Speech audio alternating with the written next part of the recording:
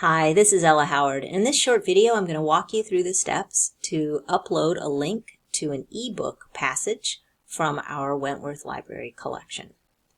So the first step is figuring out where you want to put the link, and I know that I want to add this to my Slavery and Abolition module.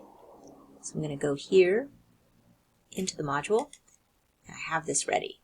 Then I'm going to go to our library catalog and find the book. Here I'm using A City So Grand, Stephen Palaio's book about Boston history. I'm going to go into the full text. And the chapter that I want to use appears early in the book. It's in part 1. Chapter 1, Abolitionists and the Fugitive Slave Law. I'll click the Read Online option. So however you want to get to that page, you can use the table of contents. You can use the table of contents on the left. You can use the page search, however you personally prefer to navigate these ebooks. Because what I'm trying to do is to take the student not just to the book, but to the actual chapter.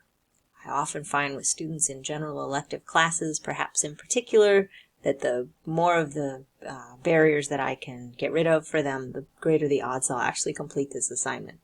So now I want to use the Share Link button to capture this link. So I'm going to copy that. I'm going to take it back into the module, use the Upload, Create a Link feature.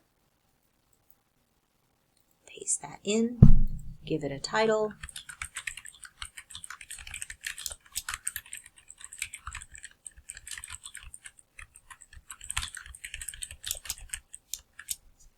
And then I've not had any success doing this if I don't click Open as External Resource. For whatever reason, Brightspace seems to prefer that. So now this resource has been created. I can control the visibility here, make sure that it's turned on, and if I want the little checkbox for the students to show that they've completed it only when the student indicates they've actually done the reading, then you can change that here to Required Manual, meaning the assignment is required, but the student has to manually check it off to show that they've finished it for their own organizational purposes. So now if I want to switch back over to View as Student,